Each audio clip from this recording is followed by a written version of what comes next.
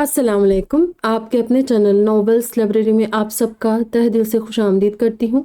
उम्मीद करती हूँ कि आप सब ठीक होंगे। हमारी नॉवेल का नाम है गमे इश्क के हिसार में, मुसन्निफ़ा अबीर हसन। बढ़ते नॉवेल की जानिब। एलिन की चीख और उसकी ज़ुबान से लफ्ज़ रूमी सुनकर इरकाम के अलावा सारिम भी चौंक गया। उसने हैरत से उस गोल्डन बालों, नरम खूबसूरत बारीक से नकोश वाली अंग्रेज़ लड़की को देखा। सारिम को बॉक्सिंग की दुनिया में रूमी नाम से बुलाया जाता था, इसीलिए वो इस लड़की को अपनी कोई मदाह समझा था। नहीं जानता था कि इरकाम को भी उसके दोस्त अमेरिका में इसी नाम से बुलाते थे। उन दोनों की कैफियत इस वक्त बिल्कुल अलग अलग थी। एक की आंखों में हैरत और तजस्सुस और उलझन थी, तो दूसरी की आंखों में हैरत के साथ बेयकीनी और गुस्सा था। वो दोनों अपनी अपनी जगह साकित खड़े थे। बाकी सब का भी यही हाल था। इंतज़ार, इज़राक, हैरत से कभी इस लड़की को तो कभी सारिम और इरकाम को देख रहे थे। इंतज़ार और सब लोग जानते थे कि सारिम को बॉक्सिंग की दुनिया में उसके तमाम फ़ैन रूमी कहते थे, और इज़राक भी जानता था कि इरकाम को अमेरिका में इसके मामू की फ़ैमिली के साथ उसके सब फ्रेंड्स रूमी बुलाते थे। तभी इसकी बरहम निगाह इरकाम पर टिकी थी। लेकिन इन सब की कैफियत से बिल्कुल बेनियाज एलिन अपनी जगह से उठी और अपनी बहती आंखों को पोंछ कर इरकाम की तरफ बढ़ी थी। रोमी, रोमी, हेल्प मी प्लीज़। एलिन लड़खड़ा कर चलते हुए इरकाम की तरफ बढ़ी थी और इरकाम ने चौंक कर आगे बढ़ते हुए लपक कर एलिन को पकड़ा था। एलिन, ये क्या हुआ है तुम्हें? तुम यहाँ कब आई, और वो भी मुझे कॉल किए बिना? ये सब कैसे हुआ? किसने किया ये? इरकाम एलिन का बाजू पकड़े उसे सरतापा देखने लगा था। तब तक सब लोग भी गेट पर खड़े इरकाम, इज़राक, इर्तज़ा, ज़ेब और सारिम के पास चली आई थी। लेडीज़ भी अनजाने में सारिम के बिल्कुल पास सलाह ही आ खड़ी हुई थी। तभी सारिम अप्सराओं जैसा रूप लिए नाजुक अंदाम सरापे वाली अलाय की मौजूदगी अपने पास महसूस करते गैर महसूस अंदाज में कदरे पीछे हुआ था। छोटे, कौन है ये लड़की? इर्तज़ा ने खड़े कड़ी नज़रों से इरकाम और एलिन को देखते पूछा। भाई, मेरी फ्रेंड एलिन है। अमेरिका में हम दोस्त और यूनिवर्सिटी फेलो थे, इरकाम ने झिझकते बताया। फिर वो एलिन की तरफ मुतवज्जो, एलिन, तुम यहाँ कब आई, और ये तुम्हारा हुलिया? इरकाम ने एलिन के हाथों से रिश्ते खून को देखकर पूछा, जो खुरदुरे फर्श पर गिरने से छिल गए थे। इसके टॉप पर भी मिट्टी लगी थी। लंबे गोल्डन गटर में जकड़े बाल खुलकर बिखर गए थे। इसके सैंडल्स और बैग सैफ की गाड़ी के पास पड़ा था। जबकि इरकाम की पुश्ते एलिन अचानक उसके सीने पर सरक कर फुट फुट कर रो पड़ी। एक काम भी एलिन की हरकत पर हकदक रह गया था, मगर उसने एलिन को तसल्ली देने के लिए उसका सर थपथपाते उसे दूसरे बाजू के हल्के में ले लिया। रूमी, यहाँ के लोग बहुत बुरे हैं। मैं तुम्हारी शादी पर तुम्हें सरप्राइज देने इमरजेंसी फ्लाइट लेकर आज ही कुछ घंटे पहले पहुंची थी, मगर देखो यहाँ आते ही मेरे साथ क्या हुआ। तुम्हारे घर के बाहर ही कुछ लोग मेरे पीछे पड़ गए थे। मैं उनसे बचकर भाग रही थी कि उस लड़के ने मुझे पकड़ लिया। उसके पास गन है, और ये गन पॉइंट पर मुझे न जाने कहाँ ले जाया था। अगर अगर तुम लोग नहीं आते तो ये गुस्से में मुझे मार देता। लरसती आवाज़ में अपने अमेरिकन लहजे में बोली थी। उसका दिल अब तक खौफ से लरस रहा था। उसने अपनी पूरी ज़िंदगी में कभी उन हालात का सामना नहीं किया था जो उसने अभी में कुछ मिनटों में फेस कर लिए थे। जबकि उसकी बात सुनकर इरकाम हैरान रह गया था। पहले जो एलिन को अचानक यहाँ देखकर खौफजदा हो गया था, अब उसकी बातें सुनकर इरकाम को शदीद हैरत का झटका लगा। बाकी सब भी हैरत से इस अमेरिकन लड़की की बातें सुन रहे थे, मगर रिफा ने एलिन की बात सुनने के बाद बगौर उस लड़की को देखा था, जो बड़े धड़ल्ले से उसके शौहर के गले लगी थी। तुम्हारी हिम्मत कैसी, मेरी दोस्त के साथ यूं जंगलियों की तरह बिहेव करने की? सैफ, बोलो, कहाँ ले जा रहे थे तुम एलिन को? और काम ने एलिन को खुद से अलग किया था। फिर सख्त तैश के आलम में सैफ को देखते कहा, बताओ, कहाँ ले जा रहे थे तुम एलिन को? उसने सैफ का कॉलर पकड़कर उसे पीछे की तरफ धकेलते धाड़ कर पूछा। तभी इर्तज़ा तेजी से उन दोनों की तरफ पहुंचा, जबकि भाई के साथ इरकाम के इस बिहेवियर पर सारिम ने भी सपाट नज़रों से इरकाम को देखा था। सारिम की मौजूदगी में सैफ का कॉलर पकड़कर उसे पीछे धकेलने के बावजूद अगर इरकाम के हाथ अब तक सलामत थे, तो इसीलिए कि खुश नसीबी से वो इर्तज़ा का भाई था। छोटे, कंट्रोल योरसेल्फ। बिना पूरी बात मालूम किए सैफ पर गुस्सा मत हो। तुम बोलो, सैफ, क्या हुआ था? मुझे बताओ पूरी बात, इर्तज़ा ने सैफ को पूछा। भाई, मुझे नहीं पता। ये इरकाम की दोस्त है, और मैं उसे कहीं लेकर नहीं जा रहा था, बस डरा रहा था क्योंकि मुझे उसके मुतालिक थोड़ी गलतफहमी हो गई थी। सैफ इर्तज़ा को देखते शर्मिंदगी से बोला। गलतफहमी? माय, फिर तुमने बिना किसी तस्दीक के उस पर हाथ कैसे उठाया? लड़की पर हाथ उठाकर कौन सी मर्दानगी का सबूत दे रहे थे तुम? शर्म आनी चाहिए तुम्हें, जहालत की भी हद होती है। इरकाम गुस्से से बोला। छोटे, बस खामोश। पहले तुम अपनी फ्रेंड से पूछो कौन लोग थे जो वो गार्ड की मौजूदगी में उसके पीछे पड़ गए। अपने बंदों पर तो मुझे पूरा यकीन है, वो कभी इतनी गिरी हुई हरकत नहीं कर सकते। पूछो उससे कि कौन उसका पीछा कर रहा था, जानती हो नहीं? इर्तज़ा ने एलिन के हुलिये को बगौर देखते हुए इरकाम से उर्दू में पूछा। एलिन, वो दो लोग कौन थे जो तुम्हारा पीछा कर रहे थे और तुम्हें वो कहाँ ले जा रहे थे? क्या तुम उन्हें जानती हो? इरकाम ने एलिन को अपने दोनों कांधों से थामकर उसी लहजे में पूछा था।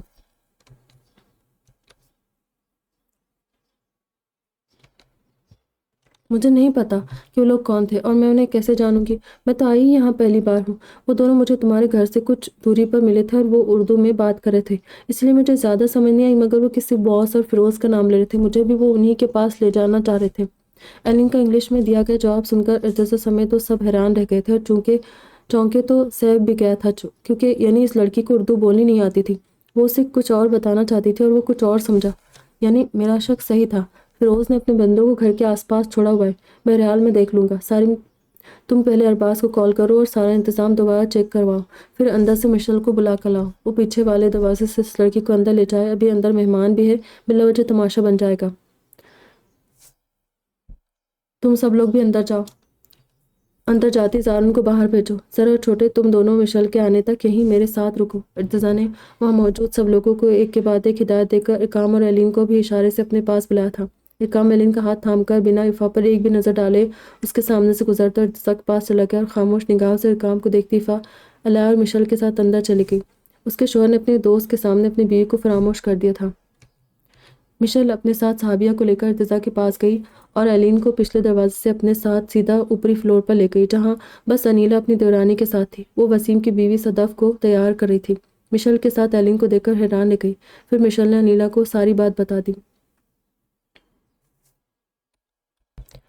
مشل اور صحابیوں کا بھی اوپر ہی رہنا تھا، ساتھ ہی مشل کو اپنا بیگ دے کر انہوں نے ایلین کا حلیہ درست کرنے کی ہدایت بھی کی۔ خود وہ اپنی دیورانی کے ساتھ نیچے چلی گئی اور نیچے تینوں دلہنوں کو بنا دلہوں کے اسٹیج پر اکیلا بٹھا دیکھ کر انہوں نے اپنا سر پیٹیا۔ بونگی شادی اور بونگے دولہا دلہن۔ وہ باری باری نور اور شہینہ کے ساتھ تینوں دلہنوں کو دوبارہ اسٹیج سے نیچے لائی اور انہوں نے ارتزا کو کال کر کے اندر والے دروازے پر بلایا۔ انیلا نے ایک بار پھر سے تینوں دلہوں کو بیویوں کے ساتھ اندر داخل ہونے کے لیے کہا تھا، کیونکہ ویڈیو میکر اور فوٹوگرافر کو بھی ابھی اپنا کام کرنا تھا۔ تبھی وہ تینوں بھی اندر آئے اور ایک مرتبہ پھر بیویوں کا ہاتھ تھام کر کھڑے ہو گئے تھے۔ ان تینوں بھائیوں نے اپنی اپنی بیویوں کے ساتھ ہوٹل کے بڑے سے اندرونی دروازے سے ایک کے بعد ایک اندر قدم رکھا تو انیلا، شہینہ اور نور کی وجہ سے اس بار ان کا شاندار استقبال کیا گیا۔ ارقم ملک بھی مردانے سے نکل کر دروازے پر آ گئے۔ انہوں نے آگے بڑھ کر ڈھیروں پھول بیٹوں پر اچھالتے باری باری ان تینوں کو اپنے گلے لگا کر پیشانی چومی تھی، جبکہ تینوں دلہا دلہن کے لیے خواتین والے حصے کی طرف سے الگ الگ تین اسٹیج بنائے گئے تھے۔ تینوں بیویوں کے ساتھ اپنے لیے مختص اسٹیج پر چلے گئے تھے۔ شہرینہ اور نور کی خوشی کا عالم بھی آج سب سے جدا تھا۔ آپ ہی دیکھے ذرا اپنی علائے، واقعی آسمانی حور لگ رہی تھی، بلکہ میری شال پر کیا ٹوٹ کر روپ برسا ہے، وہ تو ویسے لاکھوں میں ایک تھی، اب مزید خوبصورت ہو گئی۔ آپ نے ایک بات نوٹ کی، افا آج مجھ سے زیادہ اپنی ماں جیسی لگی۔ میں تو اتنی حسین نہیں لگتی تھی، مگر اماں کہتی تھی کہ میری حورالعین آپا شادی کے بعد مزید خوبصورت ہو گئی تھی۔ ارتزا کے اسٹیج سے نیچے کھڑی نور نے باری باری تینوں بہوؤں کو نثار ہوتی نظروں سے دیکھتے ہوئے کہا تھا، میرے بیٹوں کے بارے میں کیا کہو گی نور؟ اپنے ارتزا اور زر کو دیکھو، بالکل میرے ملک صاحب کی دوسری تصویر لگ رہے، کامی بھی حسین ترین لگ رہا ہے، کچھ راتیہ کی چھب لیے ہوئے۔ میرے شہزادوں کو داد کی ضرورت ہے کیا؟ وہ تو لگتی حسین ترین ہے، آخر ملک صاحب کا رائل خون ان کی رگوں میں دوڑ ہے۔ ویسے ملک صاحب سے یاد آیا، دنیا اپنے اپنے شوہروں کے ساتھ فوٹو کھنچوا رہی، ویڈیو بنوا رہی، اور ایک ہم ہیں جو اس فنکشن کے مہمان خصوصی ہونے کے باوجود یہاں پاگلوں کی طرح کھڑے۔ چلے نا ملک صاحب کے ساتھ ویڈیو بنواتے، فوٹو کھینچتے۔ بالکل نہیں، میں نہیں جا رہی کہیں، اور نہ تم کہیں جا رہی ہو نور۔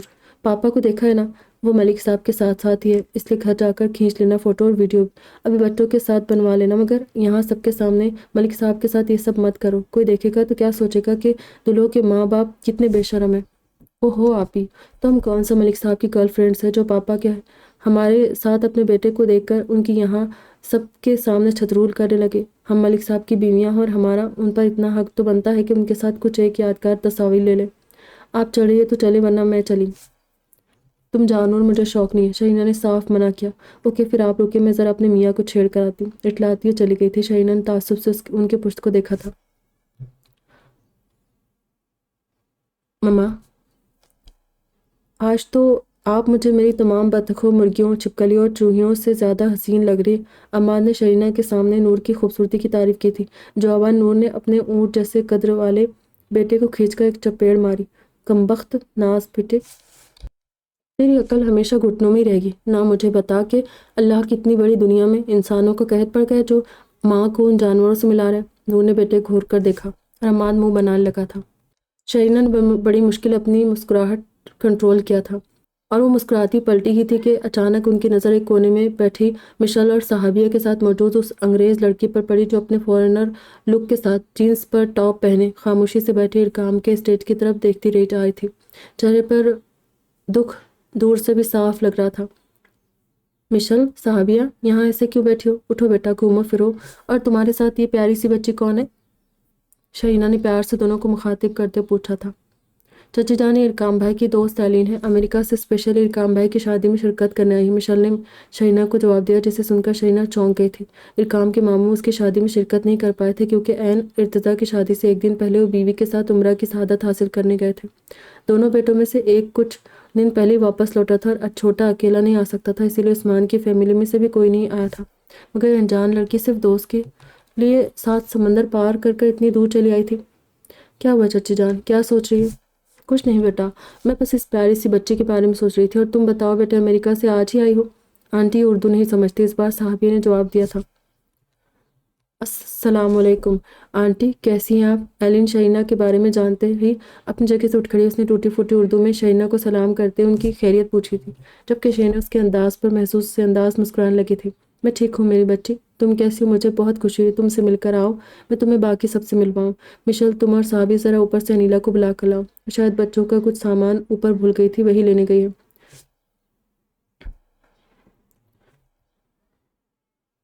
حیران مت ہو میری بچیوں، یہی تو حربے ہیں ان کے جن سے انہوں نے ملک صاحب کو قابو میں کیا ہے۔ بہت اچھے سے انگلش جانتے ہیں وہ، محترمہ کی انہی اداؤں پر تو جوانی سے اب تک فدا تھے، ان پر بھی اپنی قابلیت کا ایسا ہی رعب جھاڑتے ہیں۔ تبھی نور بھی اچانک ہی سامنے آئی تھی، جنہیں ملک صاحب نے غصے سے برہم کر کے واپس بھیج دیا تھا۔ وہ یہاں سب مہمانوں کی موجودگی میں نور کے ساتھ پکس لینے اور اکیلے میں ویڈیو بنوانے سے صاف منع کر چکے تھے، کیونکہ ایک تو ذوالفقار بھائی جی اور پاپا ان کے ساتھ ساتھ تھے، دوسرے مردانے میں ان کے دوست بھی آ چکے تھے۔ تبھی وہ بیوی کو سختی سے بالکل صاف جواب دے کر دوسری طرف چلے گئے تھے۔ ان کی بے رخی پر جلتی کلستی نور تب کا شہینہ کے پاس واپس چلی آئی، مگر پھر شہینہ کو ایک فرنگی لڑکی کے ساتھ انگلش میں باتیں کرتے دیکھ انہوں نے شہینہ کے پیچھے کھڑے کھڑے ان کی ساری گفتگو سن لی۔ کیا ہوا چچی جان، آپ غصے میں لگ رہی ہے؟ مشل نے نور سے کہا۔ ہاں بالکل غصے میں ہوں، مگر یہ غصہ اب گھر جا کر ہی نکالوں گی، فکر مت کرو۔ لوٹ کے بدھو گھر کو ہی آتے، نور نام ہے میرا بھی، اگر ایک ساتھ سارے حساب بے باک نہ کیے تو کہنا۔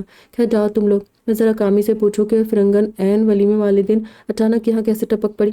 یار نور چچی بھی ایک الگ ہی کیریکٹر ہے، ایشان نے مجھے ان کے ایسے ایسے مزیدار قصے بتائے نا کہ میں تو سن کر ہنستے ہنستے لوٹ پوٹ ہو گئی۔ مشل نے ہال سے باہر جاتے صحابیہ کو بتایا، یہ آنٹی شہینہ کی چھوٹی بہن ہے نا، کیا یہ اپنی بہن کے ساتھ ہی رہتی ہے؟ ویسے یہ اچھی بات ہے کہ آنٹی شہینہ کے بچے خالہ کو بھی اپنی ماں کا درجہ دیتے، لیکن مشل آپ ہی ان کا اپنا گھر کہاں ہے؟ صحابیہ نے سادگی سے مسکراتے مشل سے پوچھا۔ ہاں ہاں ہاں، تم سے کس نے کہا کہ شہینہ آنٹی کی بہن ہے؟ مشل نے صحابیہ کے ساتھ آگے بڑھتے بمشکل ہنسی روکتے کہا۔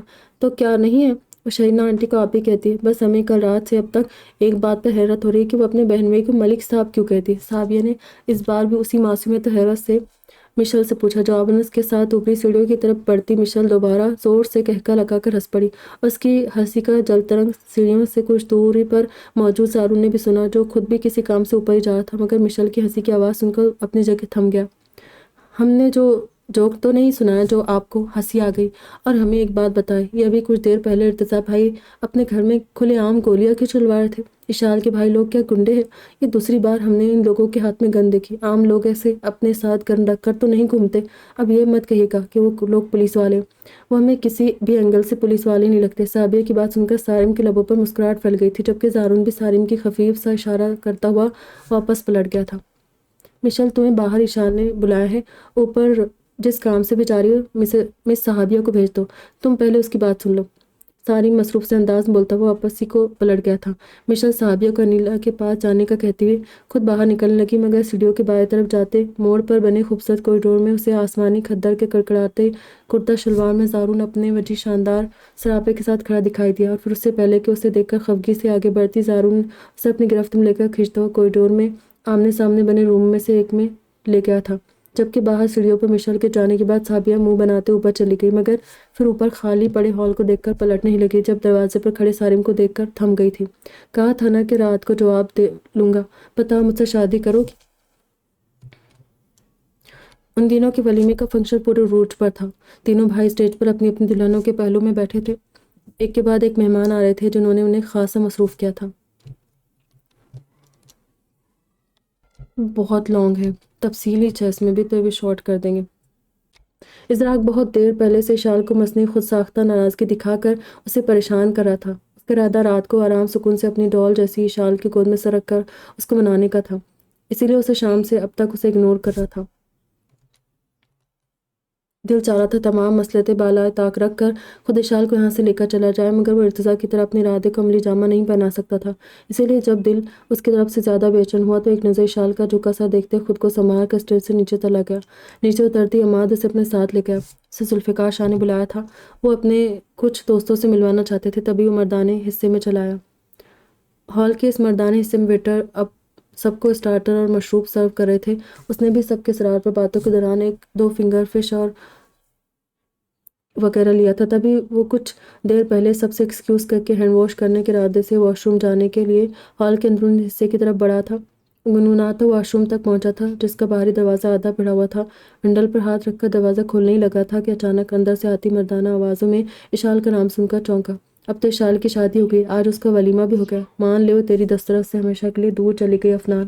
اب کیا کرے گا تو نے بہت غلط کیا، کم سے کم ایک بار تجھے ہمت کرنی چاہیے تھی۔ ارتضیٰ بھیا یا زارون بھیا انسان ہی تھے، کوئی بھوت پریت نہیں جو تو رشتہ بھیجنے پر تجھے کھا جاتے۔ تیرے فضول کے ڈر مجھے کچھ سمجھ ہی نہیں آتے، اور نہ میری سمجھ میں آج تک اشال آئی۔ اگر اسے اپنے شہری کزن سے شادی کرنی تھی تو وہ جو ہر وقت فانی فانی کی پکاریں لگاتی تمہارے گھر پر پائی جاتی تھی، وہ سب کیا تھا؟ تو مان یا مت مان، مگر اشال کو بھی کہیں نہ کہیں تیرے جذبات کا اندازہ تھا، سب جانتی تھی وہ، اس نے بس تجھے اپنی معصومیت کا جھانسا دیا ہے۔ اندر سے آتی مردانہ آواز سن کر ازراق کے قدم جیسے زمین نے جکڑ لیے۔ پلیز یاسر، ایسا مت کہہ، اشال ایسی نہیں، وہ واقعی بہت معصوم ہے۔ اس کے دل میں میرے لیے کچھ ہوتا تو وہ کبھی بھی اسے چھپانے کی کوشش نہ کرتی۔ سچ تو یہ ہے کہ وہ مجھے صرف انابیہ افنان کی بہن کا بھائی سمجھتی تھی اور اسی حوالے سے مجھ سے بات کرتی، مگر میرا دل مجھے دغا دے کر کب اس کا ہو گیا مجھے پتہ ہی نہیں چلا۔ میرے لیے آسان نہیں ہے، بالکل آسان نہیں ہے اسے کسی اور کے پہلو میں دیکھنا، اسی لیے اس کی شادی والے دن بھی میں گاؤں میں نہیں تھا، مگر آج زیب کو نہ جانے کس نے میری لاہور میں موجودگی کی اطلاع دے دی۔ اگر مجھے زبردستی قسمیں دے کر نہ بلاتا تو میں کبھی یہاں نہیں آتا۔ وہ کسی اور کی ہو چکی ہے، کسی اور کی بن کر اس کے پہلو میں موجود ہے۔ یہ احساس ہی 2 دن سے میرے جسم سے میری روح کو کھینچ رہا ہے۔ دل درد بڑھتا جا رہا ہے دل کا، اسی لیے مجھے جانا ہوگا اس شہر سے اور اشال کی نظر سے دور۔ میں اسی ہفتے اٹلی جا رہا ہوں۔ اب وہ شادی شدہ ہے، اس کے شوہر کو اس بارے میں پتہ نہیں چلنا چاہیے۔ وہ اپنی زندگی میں ہمیشہ خوش و آباد رہے، میری ہمیشہ دعا ہے۔ جیسے ارتضیٰ بھیا اور زارون کی وجہ سے اب تک تم خاموش تھے، ایسے ہی اب بھی اشال کے شوہر کی خاطر خاموش رہنا یاسر۔ میں نہیں چاہتا ہوں میری وجہ سے کسی مشکل میں گرفتار ہو۔ ازراق ساکت سا کھڑا اندر سے آتی آواز کو سن رہا تھا۔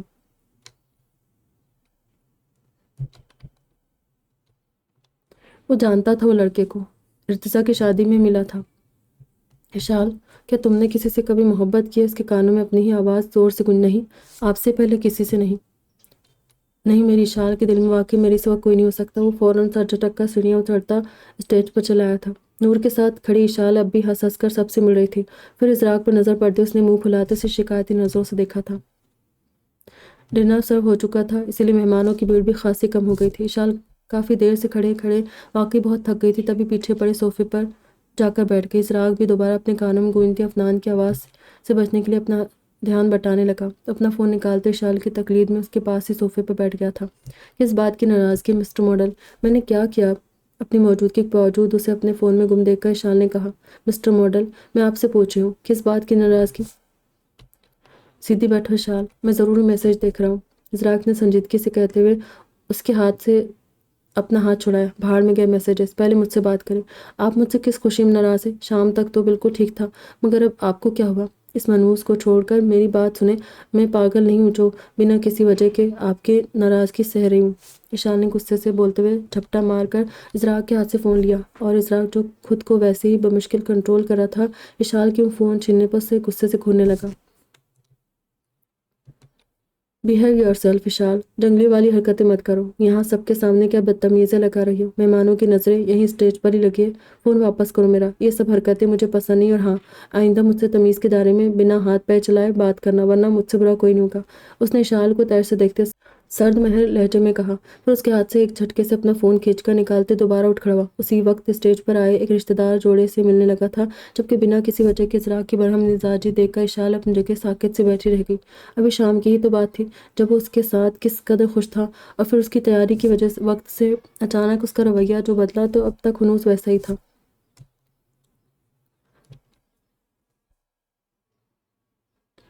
उसने वो यहाँ सबके सामने रोना नहीं चाहती थी, इसलिए अपने पास से टिश्यू निकालते उसने नामहसूस अंदाज में आंखों में आई नमी को बारी बारी साफ किया।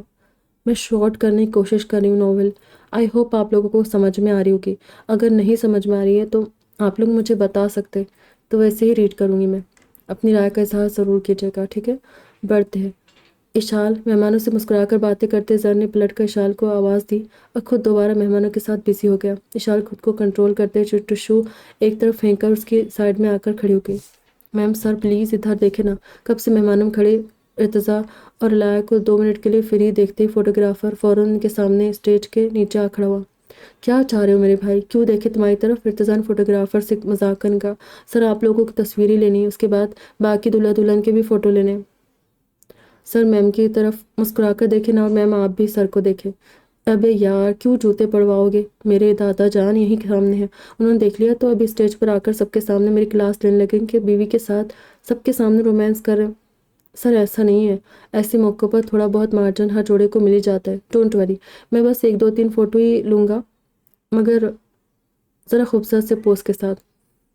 फोटोग्राफर ने मुस्कुराकर कहा, और इर्तज़ा ने सामने सरसरी सी नज़र मेहमानों पर डाली।